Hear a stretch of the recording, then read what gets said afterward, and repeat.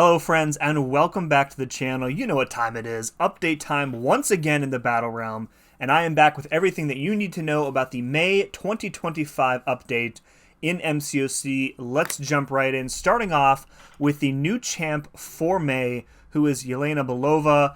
Yelena looks amazing. Absolutely love that they went with the comic book look. Big Splinter Cell vibes, especially with like the green lenses on her headgear thing. Not really sure why she has like extra lenses. I don't really know what they're doing other than the two that are over her eyes, but it looks cool regardless. Pretty sure the lenses change color during the fight as she switches through her modes, which I'm sure they'll talk about on the official live stream or will have already talked about by the time this video goes live.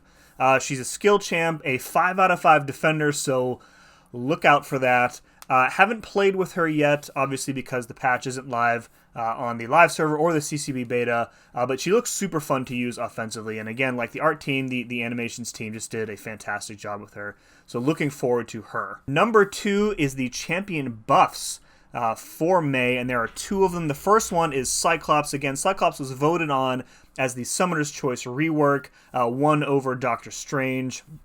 Now, they did a bit of a tease on Cyclops' animations, I think, on like social media within the past week. And again, you know, the animations and the art team, they're just absolutely killing it with these champions. So my favorite part about Cyclops' animations is he's got this, I think it's during his special one, where he uses his optic blast to like jump up. It just looks so cool. So a couple things about Cyclops. I obviously can't go through the kit in detail here. He's got like True Focus, which is an effect that Serpent has right now. Super useful effect. I use the True Focus on Serpent all the time. So having another champion with access to it is really good. Lots of power efficiency, unblockable special attacks, lots of prowess as well. So big special attacks if you can launch them back to back. If I had a guess on where I think he would be most useful, I feel like he's going to slot into primarily as like a Battlegrounds attacker. I'm not really sure he has a lot of defensive value. His SIG does give him a bit of decent utility, and I do think there are at least 1 or 2 war nodes that I have in mind right now that I think he'd be really good for. But I think primarily like a Battlegrounds attacker is where I'm going to see him being most used. The other champ we're getting buffed this month is Phoenix. Phoenix has been in the game forever, and she was announced as being buffed at the beginning of this saga, I think. So what was that, 2 months ago now?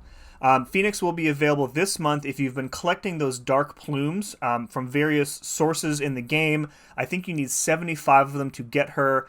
If you have up to 150, you can actually get her twice. We'll talk about that in just a minute. They also showed off Phoenix again on social media. Didn't really do her a lot of favors, though. I think they meant to make this like exciting clip, you know, on Twitter or whatever. But like they had her fighting against Arnim Zola, who has who applies a 90% cowardice to the attacker during a special attack. So like they have her doing this big special attack, but it does like no damage because for some reason they have her fighting Zola. So bit of a miss there, but her damage is actually very good. Phoenix is going to be, I think, one of, if not the most sustainable questing champ in the game. The way that her signature ability interacts with revives in a quest is pretty wild. So really looking forward to using her. I do have a Cosmic Awakening gem that I've been holding on to for I don't even know how long. I don't remember where I got it from. I am strongly considering using it on her, provided that you know, I kind of pick her up and I kind of like using her, because again, I haven't had a chance to actually play with her yet on the beta server. Number 3, the Saga Chase quest, which is called Phoenix Rising, is going to be up as soon as the patch drops. We just talked about this a moment ago, but this is the quest in which you will be earning a 7-star version of buffed Phoenix. Now, the way that I understand this quest is going to work is there are going to be 2 very short paths. I don't know if they're going to be champions on the path itself, but the boss for the paths will be a brand new Dark Phoenix boss. And there will be like gates on each path, I think, where you will need to spend 75 dark plumes in order to open up the path.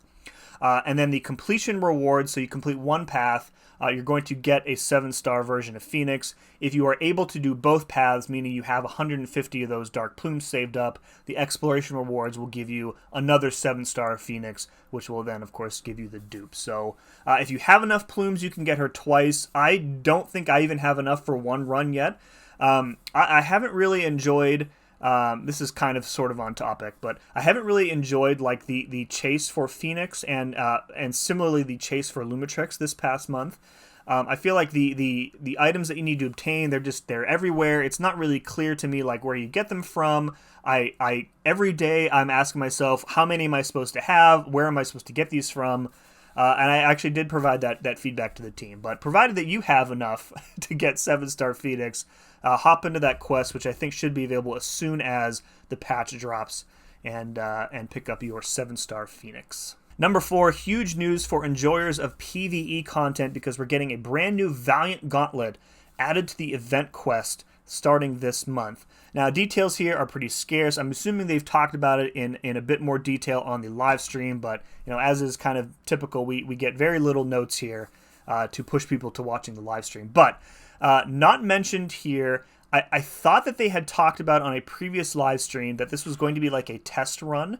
So I'm not sure if this is like, just for May and they're going to, come back and rework it based on feedback and data and whatnot, or if they decided to like YOLO it and just say this is the Valiant Gauntlet from here on. So kind of a little bit of question there. The other thing I thought I remember them saying on that live stream is that the difficulty of this quest would kind of scale automatically based on something. I don't know what that something is. Is it going to be prestige? Is it going to be hero rating? A number of 7 stars? I don't really know. And again, that's not listed here. Maybe they kind of pivoted away from that idea as well. Or maybe they've already discussed this on the live stream and I'm sitting here, yapping, sounding like an absolute buffoon. Either way, Valiant Gauntlet and the existing Paragon Gauntlet will also no longer require the exploration of Thronebreaker difficulty to unlock, which is really, really great. A huge quality of life change for people who really are just kind of over the EQ grind. And I know a lot of people at the Valiant level who don't want to be bothered with going through exploration of EQ just to open the Paragon Gauntlet. So you can jump in right away to the Paragon Gauntlet, the Valiant Gauntlet, and then you can be done with EQ for the month if you so choose. I personally don't mind EQ at all. I still do at least completion every month of every difficulty just for the free units. But, you may feel differently. Number 5, we're getting a brand new Battlegrounds event called Redemption Arc, and this is going to take place following the current Battleground season. So once we've moved into the off-season, or what Kabam likes to call the preseason, this event will kick off. So they're going to be running Thunderbolts-themed solo events and objectives, and the rewards will include Battlegrounds consumables, so I'm assuming things like shuffle tokens, maybe some victory shields, maybe some trophy tokens, I don't know, as well as crystals and cosmetic items. Not particularly a fan of this. The off-season is for taking a break, and there's very little reason to play Battlegrounds in the off-season, so I get that they want to encourage people or give people a reason to play. That being said, the rewards don't really seem like they're anything major, and if you want to skip them, you probably won't feel bad doing so. Cosmetic items, I am kind of a sucker for that kind of stuff. So if it's like an emote or like a profile picture, I will probably just suck it up and grind the solo event for it, unless they're like really bad and I'm not interested in them. But if you're a Battlegrounds player, you probably will just get these automatically. If you're not a Battlegrounds player, you can probably feel okay about skipping this event. Number 6, the Heart of Fire event is going to kick off in just a few days. Next Wednesday, May 7th. Is when it begins. Now, this event is going to function similarly to the Omega Days event from last year, if you were around for that. So that does mean that there will not be a box gacha like there has been for the last few exclusive champ events. So if you remember the Glorious Guardians event, you bought the keys, you go into the box, and you remove a champion from the box. And if you bought enough keys, then you were guaranteed every champ. It is not going to work like that for this event. It is going to be like 7-star crystals. So you will not be guaranteed to get every champ in the Hearts of Fire pool. Just some expectations that I have for this event based on last year. You open Valiant crystals for points, and then those points give you milestones. The milestones give you big rewards. If I recall correctly, the number of units required to fully max out the event last year was around 37,000. I think it was just shy of 37,000. So if you spent some money during the spring cleaning event, you probably have some units built up, and I think the intention there is to use those units on this event. If you don't have enough units, I think there are likely to be additional cash offers for Valiant crystals, so that you can get them that way. There's definitely going to be some guaranteed 7 stars in the milestones, but again, you won't be guaranteed to get every champ. And last year there was an R3 gem. In the later milestones there was an Awakening gem. This year I really do expect Hearts of Fire versions of like an R4 gem, and then an Awakening gem and Sig stones, but we'll see what happens with that. Just a reminder that the Hearts of Fire pool is Nick Fury, Apocalypse, I-Bomb, Tigra, Future Ant-Man, and then one other champ. I'm pretty sure that they just revealed who the Cosmic Champ is on the live stream, which should be over by the time this video is out.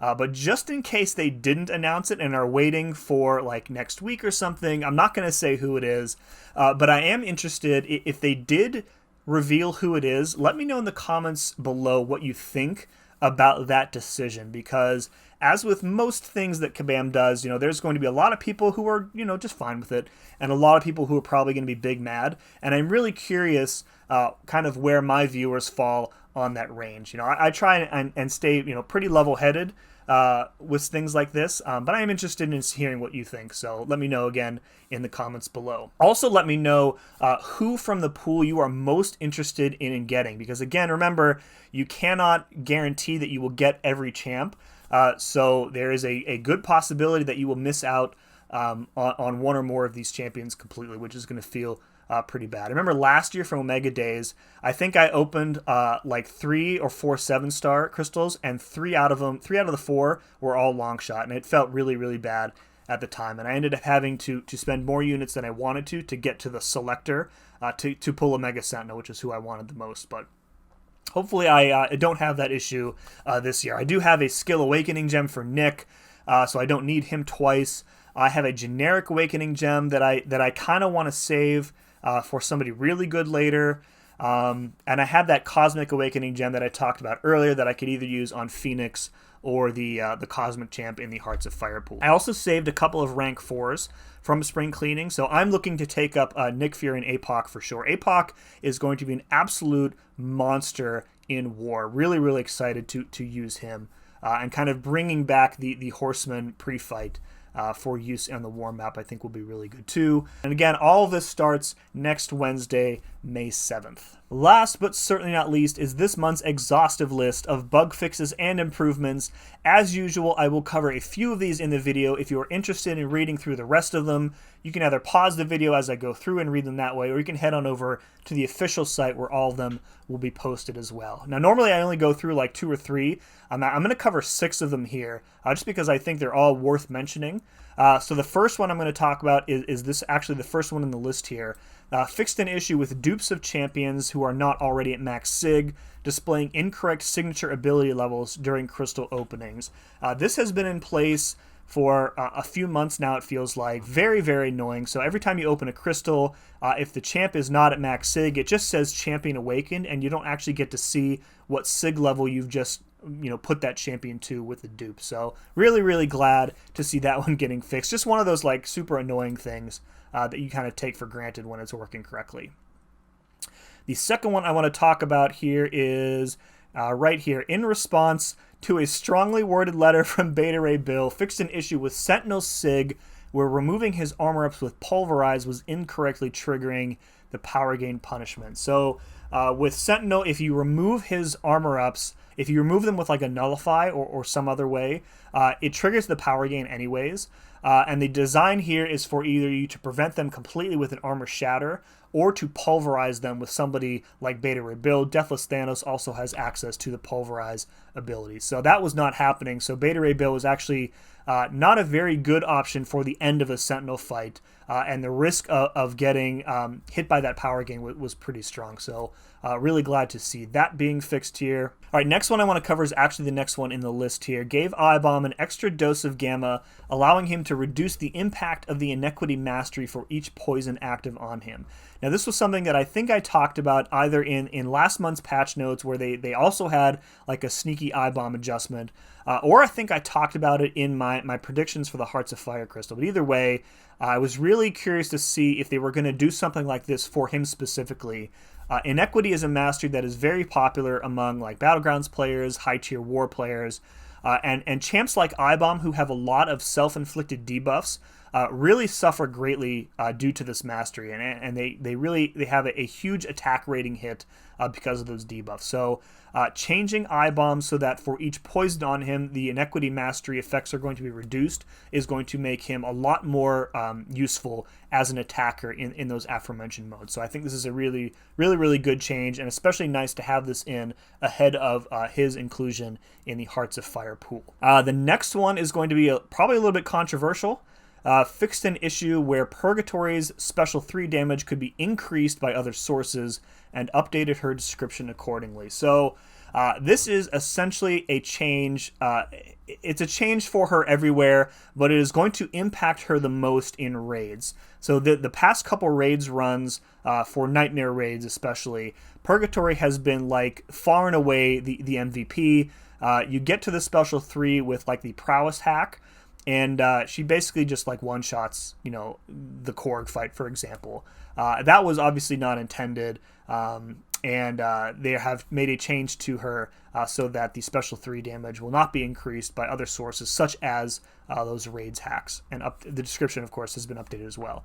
Unsure at this point whether they are going to bother keeping her in the pool for this month's run of raids.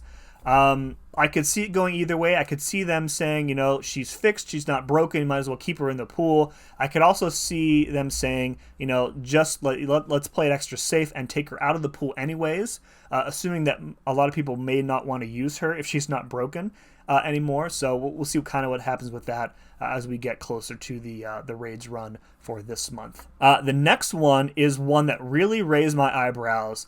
And it's this one here. Fixed an issue in which the global evade in Labyrinth was ignoring evade prevention from effects such as True Focus. The Labyrinth evade has been one of my least favorite mechanics in the game, like forever. And way back when my channel was very small and I was very new to YouTube, I put out some like Labyrinth of Legends guides, talked at length about how dumb the Labyrinth of Legends evade was. And I think at the time when it came out, there really weren't any ways to counter evade. But they had put in they had future-proofed it so that you couldn't prevent it at all. So things like True Accuracy, when we started seeing True Accuracy champs, True Focus, Cold Snap also doesn't turn it off.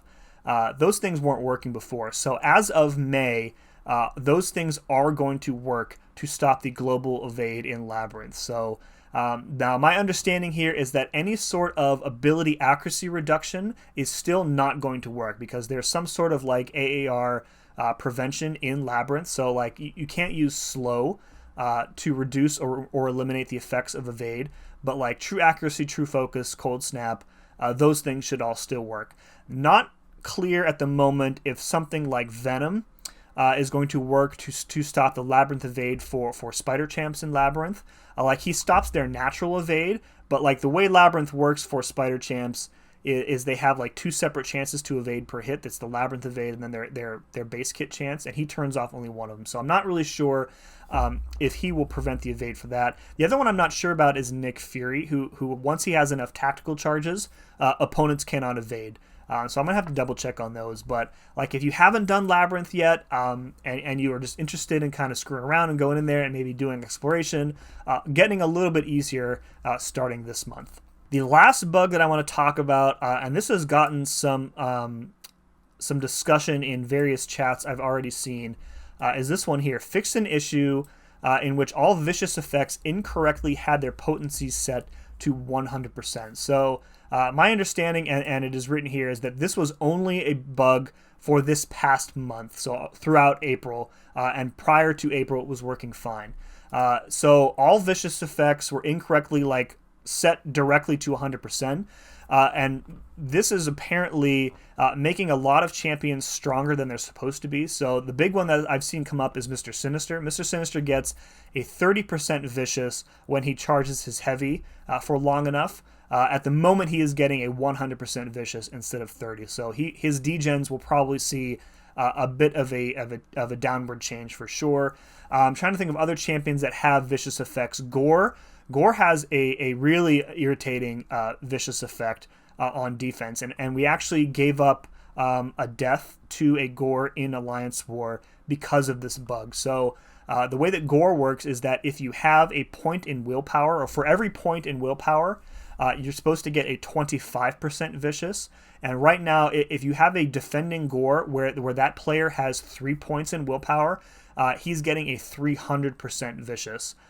Which means that you take 1 or 2 blocked hits and those bleeds are absolutely going to melt you away, which is what happened to us. So Gore, very problematic on defense right now. Black Cat has a vicious, I think. Okoye also has a vicious. There's obviously other ones that I'm missing, but all those champs are kind of doing more damage than intended right now, and those will be corrected this month. I would not expect any sort of rank down tickets or compensation for this. It was only active for a month. That's just kind of my prediction there. I doubt they will listen to such requests. So that's going to do it for May. A lot of stuff happening next month. Yelena, Cyclops, Phoenix, the Hearts of Fire event, which I'm very excited for. Just a whole bunch of cool stuff happening next month. Let me know in the comments below again what you are most excited for. And as always, thank you very much for watching. See you again next time.